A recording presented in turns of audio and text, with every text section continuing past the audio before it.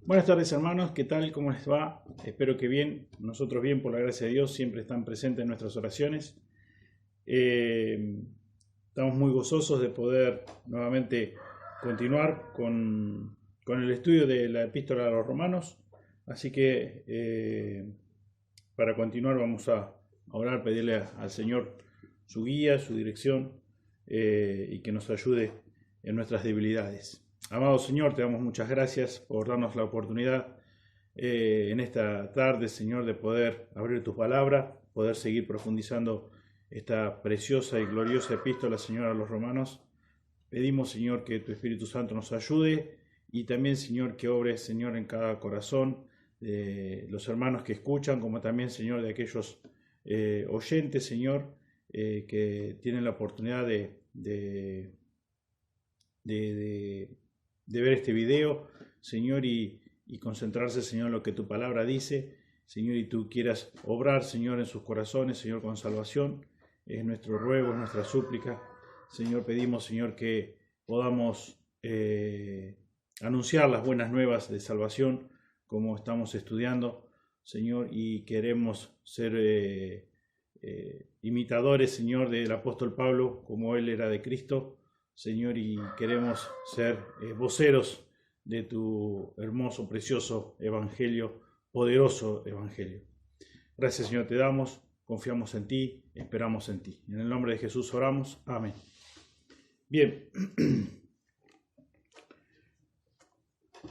Romanos capítulo 1, versículo 1 dice: Pablo, siervo de Jesucristo, llamado a ser apóstol, apartado para el evangelio de Dios, que él había prometido antes por sus profetas en las Santas Escrituras, acerca de su Hijo, nuestro Señor Jesucristo, que era del linaje de David, según la carne, que fue declarado Hijo de Dios con poder, según el Espíritu de Santidad, por la resurrección de entre los muertos, y por quien recibimos la gracia y el apostolado, para la obediencia a la fe en todas las naciones por amor de su nombre, entre las cuales estáis también vosotros, llamados a ser de Jesucristo, a todos los que estáis en Roma, amados de Dios, llamados a ser santos, gracia y paz a vosotros de Dios nuestro Padre y del Señor Jesucristo.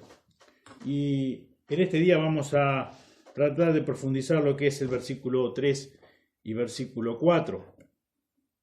Titulé el mensaje de hoy: La persona de las gloriosas nuevas de Dios.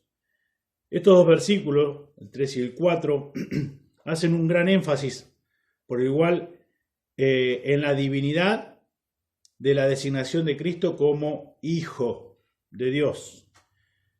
Hay un gran misterio en el concepto de Jesús como Hijo de Dios. Aunque Él mismo es Dios y Señor, no obstante sigue siendo el Hijo de Dios. Es claro que en su humanidad Jesús nació al mundo como descendiente legítimo del linaje de David según la carne. Tanto María, allí en Lucas 3, 23 al 31, la madre de Jesús por naturaleza, como José, en Mateo 1, 6, versículo 16, Lucas 1, versículo 27, el padre de Jesús por la ley, eran descendientes de David, a fin de cumplir que, como vimos la semana pasada, la profecía.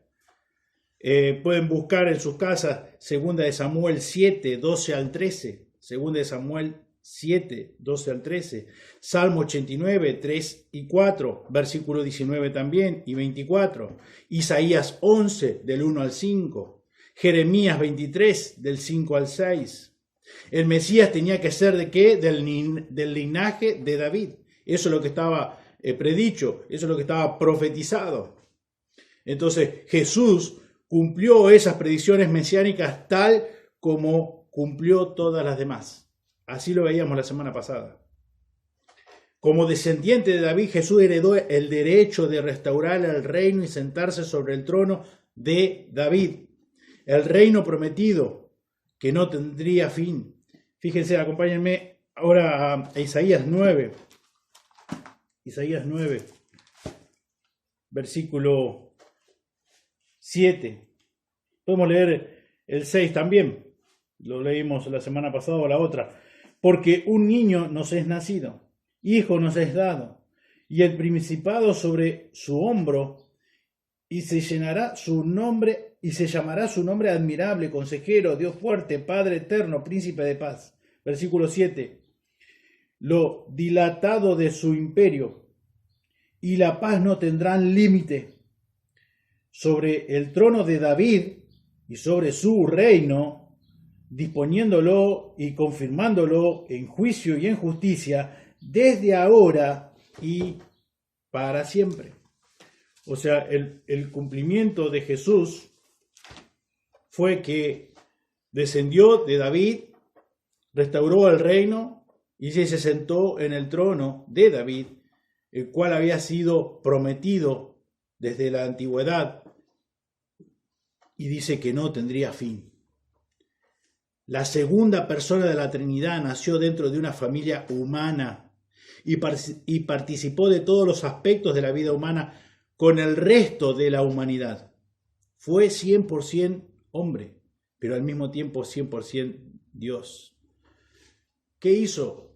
Se vistió de humanidad, se identificó con una raza llamada humana, caída y al mismo tiempo viviendo sin pecado. Vayamos a la carta de Filipenses.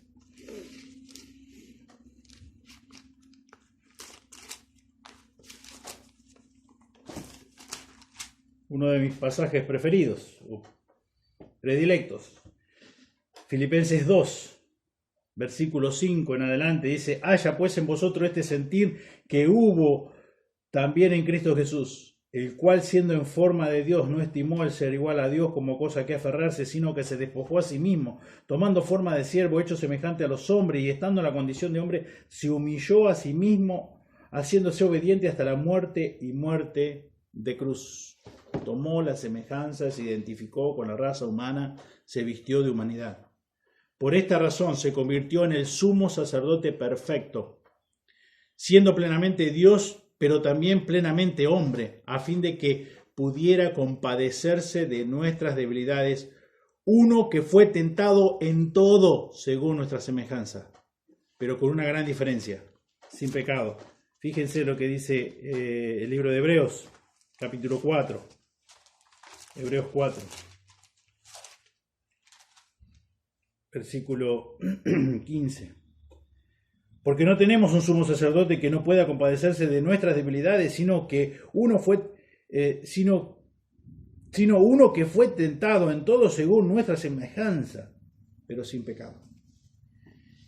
Este es el glorioso evangelio, la grandiosa y excelente noticia de que en Jesucristo Dios se convirtió en un hombre que pudo morir por todos los hombres como sacrificio sustitutivo, perfecto, único, inigualable. ¿Por qué? Por los pecados tuyos y míos, por los pecados de todos. Fíjense ahí, estamos en Romanos, un poquito más adelante, Romanos capítulo 5, versículo 18. Así que como por la transgresión de uno vino la condenación a todos los hombres, de la misma manera por la justicia de uno vino a todos los hombres la justificación de vida. Porque así como por la desobediencia de un hombre, los muchos fueron constituidos pecadores, y así también por la obediencia de uno, los muchos serán constituidos justos. Damos gracias a Dios. De no haber sido así, ninguno de nosotros tendría esperanza de poder ser salvo, de poder ser libre de nuestro merecido castigo justo en el infierno eterno. Personas que no creyeron, que no fueron convertidas, que no fueron regeneradas por el obrar del Espíritu Santo, que no creyeron que Jesús era Dios, pero sí creyeron algo. Y la historia nos cuenta esto.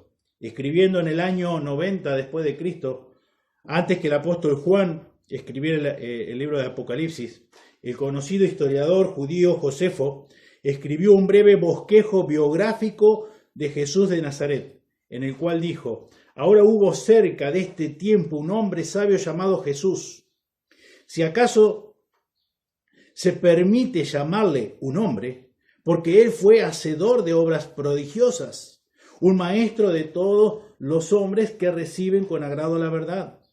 Atrajo así muchos de los judíos y muchos de los gentiles. Él fue Cristo. Cuando Pilato, por sugerencia de los hombres,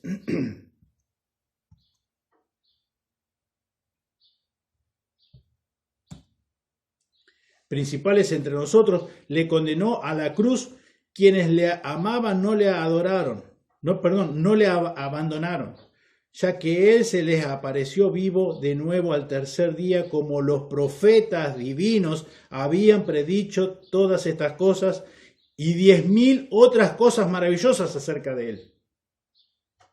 Y la tribu de cristianos así llamadas que se originó en él, no se ha extinguido hasta el día de hoy. Eso es lo que se registra en la historia. Escribiendo alrededor del año 114 después de Cristo, el antiguo historiador romano Tácito reportó que Jesús fue el fundador de la religión cristiana y que fue condenado a muerte por Poncio Pilato durante el reino del emperador Tiberio. Un testigo, obviamente 100% confiable, fue el apóstol Juan, como ya hemos estudiado, quien escribió bajo la inspiración del Espíritu Santo, allí en la primera carta del apóstol Juan, capítulo 4, versículos 2 y 3, dice: en esto conoced el Espíritu de Dios. Todo espíritu que confiesa que Jesucristo ha venido en carne es de Dios. Y todo espíritu que no confiesa que Jesucristo ha venido en carne no es de Dios. Y este es el espíritu del anticristo, el cual vosotros habéis oído que viene y que ahora ya está en el mundo. Tenemos la palabra profética más segura. Tenemos la palabra de Dios. Y esto, el apóstol Juan fue inspirado por el Espíritu Santo de Dios. Y por eso es que podemos estar totalmente seguros de que Jesucristo es Dios encarnado. Un sinnúmero de incrédulos a lo largo de la historia han estado dispuestos a admitir que hubo un hombre llamado Jesús que vivió en el primer siglo y llevó una vida ejemplar, quien también generó un séquito de grandes proporciones. El apóstol Juan se estaba refiriendo a creer y aceptar la verdad de que Jesús fue el Cristo, el Mesías divino que había sido prometido en las Sagradas Escrituras, como vimos la semana pasada, y el hecho de que Él provino de Dios y vivió entre los hombres como un hombre, Dios. Fue en el momento en que se convirtió en un ser humano, dice el apóstol Pablo, que Jesús fue declarado Hijo de Dios. ¿Y cómo? Declarado Hijo de Dios con poder. Aunque el plan era eterno, el título Hijo se reserva como un término propio de la encarnación, que se aplica a Jesús en toda su plenitud, únicamente después que Él se ha puesto el manto de humanidad. Él era el Hijo de Dios en el sentido de su unidad de esencia y el papel de una sumisión debida y amorosa al Padre en su encarnación. Por supuesto, no se cuestiona que Él es Dios y la segunda persona de la deidad por toda la eternidad. Pero Pablo dice que Él fue declarado Hijo de Dios cuando fue concebido sobrenaturalmente en el vientre de María y cuando nació del linaje de David según la carne. Pablo dice que en ese momento Él fue declarado Hijo de Dios. Nosotros podríamos decir entonces que Cristo era el Hijo de Dios desde la eternidad, pero sin expectación, y que fue declarado Hijo de Dios en el cumplimiento de los tiempos, como veíamos la semana pasada. ¿A partir de cuándo? A partir de la encarnación.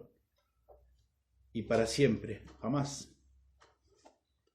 La expresión declarado Hijo de Dios que usa aquí el apóstol Pablo, en el original es orizo, y transmite la idea básica de una demarcación de fronteras. De ese término proviene la palabra horizonte, que se refiere a la línea divisoria entre el cielo y la tierra. En un sentido infinitamente mayor, el carácter divino de Jesucristo como Hijo quedó demarcado con absoluta claridad en el momento de su encarnación. Citando el Salmo 2.7, el escritor de Hebreos explica que en ese texto Dios estaba declarando a Cristo como el Mesías. Mi hijo eres tú, yo te he engendrado hoy. Yo seré a él padre y él me será a mi hijo. Los dos verbos en la última referencia se encuentran en tiempo futuro, lo cual indica que algún tiempo después del tiempo que escribió el salmista, un día Cristo llegaría a asumir un título y un papel que no había tenido hasta ese momento, que no había tenido antes. El Salmo 2.7 también es citado por el apóstol Pablo en Hechos 13. Acompáñenme, por favor. Hechos 13, 33.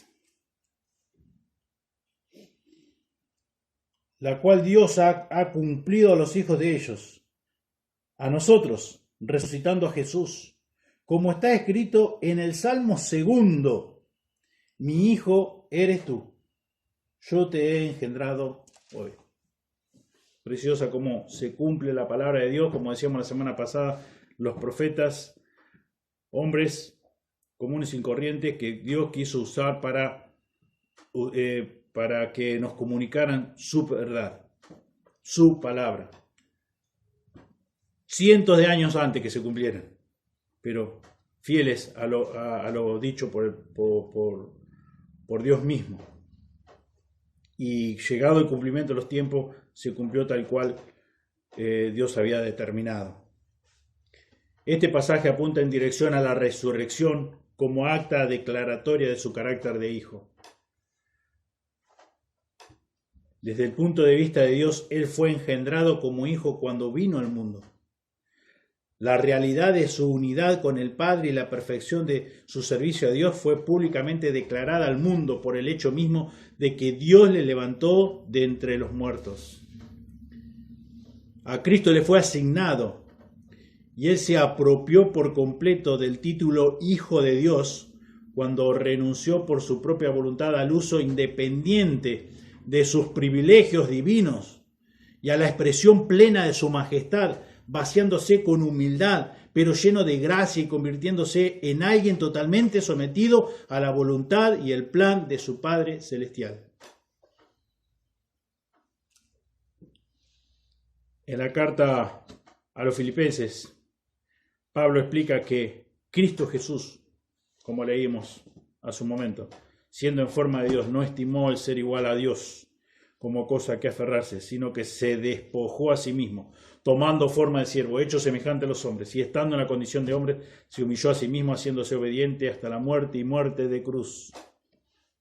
En su oración intercesora como sumo sacerdote, Jesús dijo al Padre: glorifica a tu Hijo, para que también tu Hijo te glorifique a ti. Y unos momentos más tarde imploró diciendo: Padre, glorifícame tú al lado tuyo, con aquella gloria que tuve contigo antes que el mundo fuese. El Evangelio de Juan, capítulo 17, versículo 1 y 5. Cristo ha existido desde toda la eternidad. Cristo no tuvo su comienzo. Estamos hablando, y quiero que entiendan bien, que es su parte cuando se vistió de humanidad. Y cuando se viste de humanidad se cumple lo que Dios ya había dicho, que había de ser del linaje de David. Y que fue declarado hijo de Dios a partir de ese momento, lo que nos dice la Escritura. Él era en el principio con Dios, podemos encontrar en el Evangelio de Juan capítulo 1, versículos 2 y 3. Él, Jesús, Cristo, Él era en el principio con Dios. Todas las cosas por Él fueron hechas, y sin Él nada de lo que ha sido hecho fue hecho. Más claro, imposible. No estamos diciendo que Jesús es un nuevo ser que Dios creó. No. fue declarado, como vimos. Algo que no había sido llamado así antes, bueno, ahora es declarado justo, a partir de ese momento, cuando Él se viste de humanidad. Jesús es Dios, como bien dice el apóstol Juan. Jesús era en el principio con Dios. Todas las cosas por Él, por quien, por Jesús, fueron hechas. Y sin Él nada de lo que ha sido hecho fue hecho. Gloria sea a Dios. Pero de acuerdo con el plan divino de la redención, Él mismo preparó con su Padre y el Espíritu Santo ese plan. En el seno mismo de la Trinidad, Cristo fue hecho carne y habitó entre nosotros, dice el apóstol Juan en capítulo 1, versículo 14, y vimos su gloria, gloria como del unigénito del Padre, lleno de gracia y de verdad. Él seguía poseyendo parte de su gloria divina, gloria como del unigénito del Padre, pero la gloria que retuvo fue una gloria encubierta por el velo de la carne humana, una gloria que no podía ser observada con nuestros ojos humanos. Pablo prosigue a explicar, dice, la evidencia más concluyente e irrefutable del carácter divino de Jesús como Hijo fue dada con poder. ¿Cómo? ¿De qué manera? Por la resurrección de entre los muertos. Nuevamente, Hechos 13, 29 al 33. Mediante esa demostración suprema de su capacidad para conquistar la muerte, con un poder que pertenece únicamente a Dios mismo, el dador de la vida. Nadie podría hacerlo, y menos hacia nosotros. Podría haberlo hecho por él mismo, pero no poder generar vida en los demás. Un poder que pertenece únicamente, exclusivamente a Dios mismo, porque Él es el dador de la vida. Él comprobó por sobre cualquier sospecha que Él, solo Él, es Dios. Solo Él, sin duda alguna, es el Hijo de Dios. Como dice el apóstol Pablo, según el Espíritu de Santidad. Es otra forma de decir, de acuerdo a la naturaleza y obra del Espíritu Santo. Fue el Espíritu Santo obrando en la persona de Cristo quien efectuó la resurrección de Jesús y todos los demás milagros realizados por Él o asociados con Él. En la encarnación, Jesús fue concebido por el poder del Espíritu Santo y fue levantado entre los muertos, ¿por quién? Por el poder del Espíritu Santo. Lo que dice el apóstol, por el poder de, según el Espíritu de santidad, versículo 4 del capítulo 1 de Romanos. Inmediatamente después del bautismo de Jesús, por medio de Juan el Bautista, los cielos, dice, relata el Evangelio de Mateo, capítulo 3, versículos 16 y 17, dice, los cielos fueron abiertos. Y Juan el Bautista vio al Espíritu de Dios que descendía como paloma y venía sobre él. Y hubo una voz de los cielos que decía, este es mi Hijo amado, en quien tengo complacencia. Todos los miembros de la Trinidad eran iguales por la eternidad en todo sentido. Pero como se mencionó hace un momento, en la encarnación sucedió que la segunda persona de la Trinidad renunció voluntariamente a la expresión de la plenitud de la gloria divina y a los privilegios de la deidad. Fue solamente la segunda persona de la Trinidad. Decidió voluntariamente. Durante su humanidad en la tierra, Él se sometió voluntariamente a la voluntad de su Padre Celestial.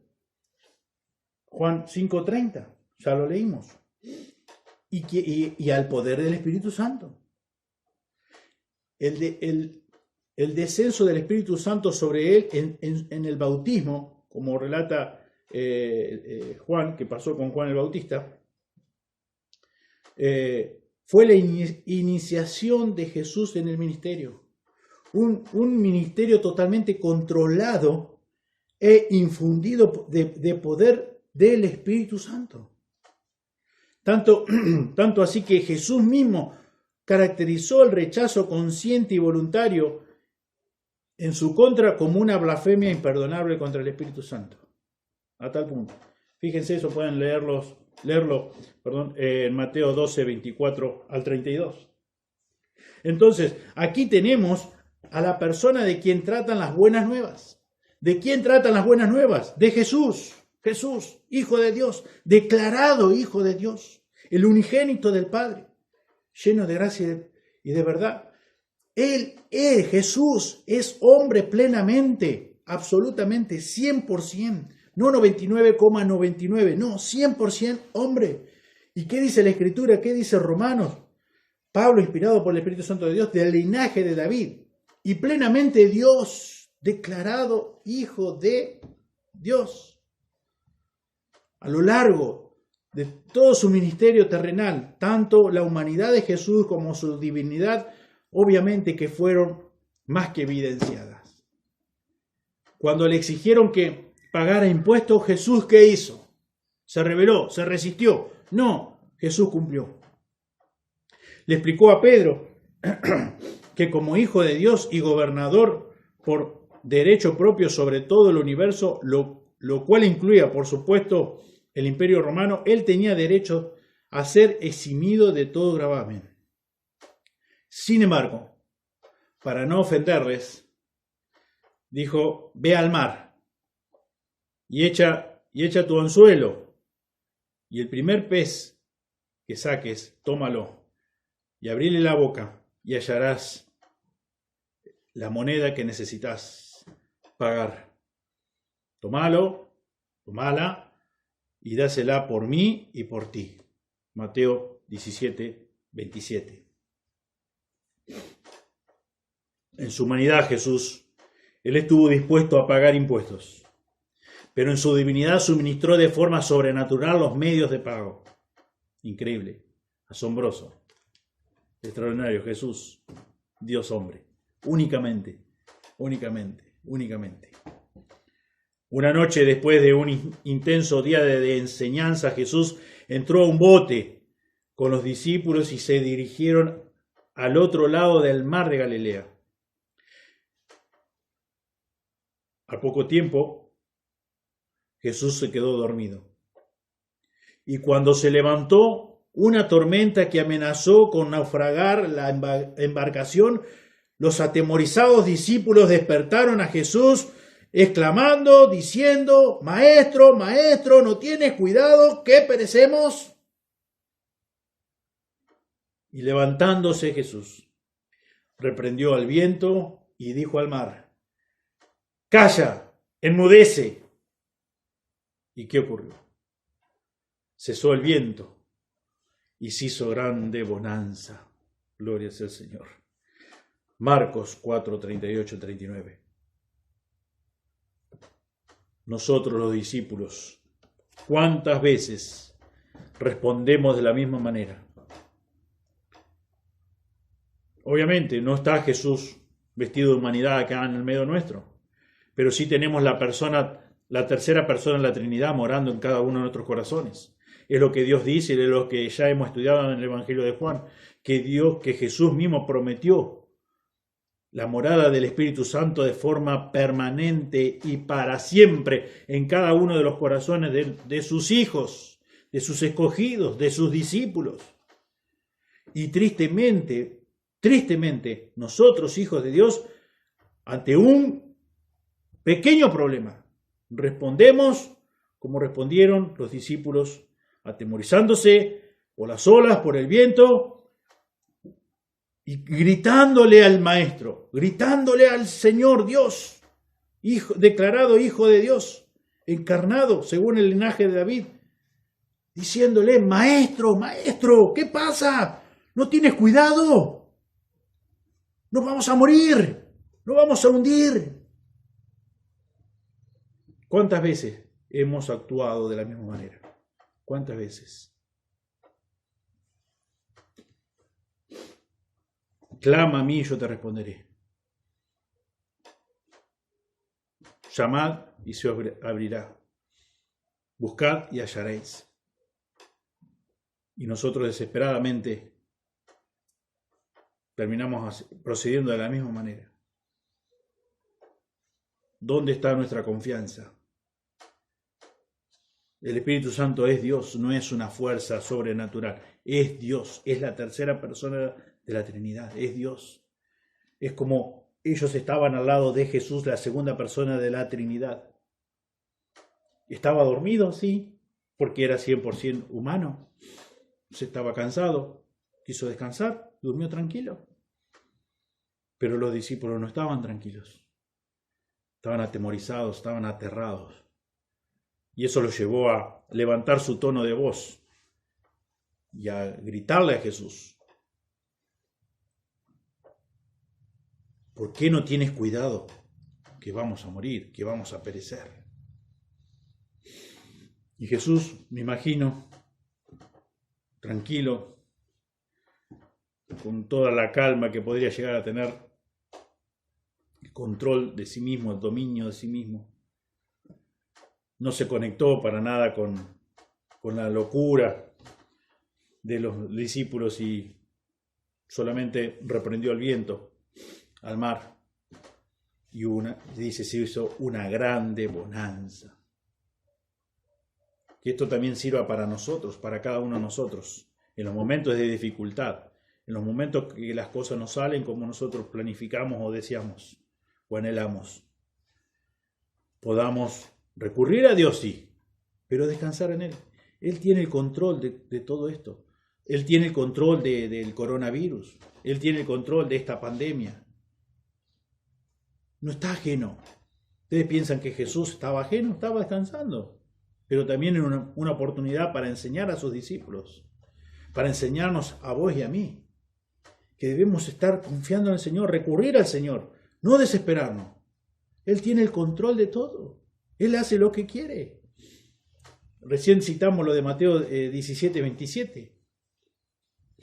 Mandá a sacar un pez y ese pez va a abrirle la boca, tiene el dinero suficiente para pagar tus impuestos, mis impuestos.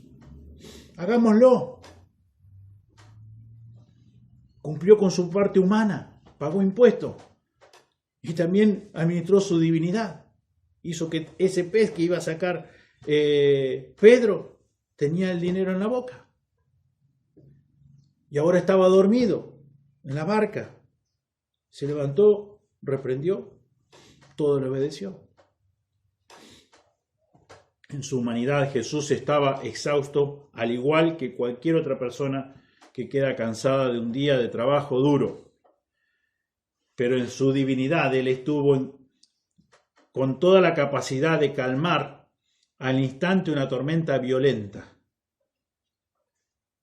Cuando estaba colgado en la cruz, Jesús estaba sangrando y padeciendo una cruenta agonía a causa de su humanidad. No obstante, al mismo tiempo pudo en su divinidad conceder vida eterna al ladrón arrepentido, que también estaba sufriendo al lado suyo, en la misma condición. Lucas 23, 42 al 43. Este Hijo de Dios e Hijo del Hombre, quien fue levantado de entre los muertos por el poder del Espíritu Santo, fue nuestro Señor Jesucristo, como lo declaran las Sagradas Escrituras.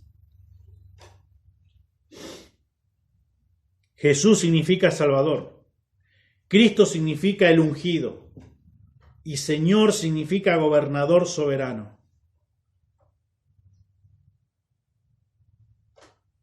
Él es Jesús, porque salva a su pueblo de su pecado. Él es Jesús. Él es el Cristo, porque ha sido ungido por Dios como rey y sacerdote. Él es Señor, porque Él es Dios y el gobernador soberano ¿de qué? Del universo. Él es Jesús, Él es Cristo, es el ungido, es el Señor, es el soberano Dios. Leíamos al comienzo que todas las cosas se han hecho por decisión del seno mismo de la Trinidad, como dice el Evangelio de Juan que leímos. Juan 1. así como dice en Génesis, en el principio Dios creó. Dios ya no es autoexistente. En el principio era el Verbo. En el principio era Jesús. Y Jesús era con Dios. Y el Verbo era Dios.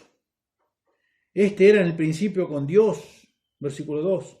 Y versículo 3 dice, todas las cosas por Él fueron hechas. Y sin Él nada de lo que ha sido hecho fue hecho. Y versículo 14. Y aquel Verbo fue hecho carne y habitó entre nosotros y vimos su gloria, gloria como del unigénito del Padre, lleno de gracia y de verdad. Lleno de gracia y de verdad. Este es el mensaje de la persona, de las buenas nuevas, gloriosas nuevas de Dios. Es por lo que el apóstol Pablo está fascinado. Y no quiere, como hemos dicho una y otra vez, no quiere perder el tiempo de no mencionarlo de una forma resumida o concreta o condensada, mejor dicho, en los primeros 7 versículos. Él está fascinado, él está asombrado de que él ha sido una persona elegida por Dios para anunciar las buenas nuevas de salvación.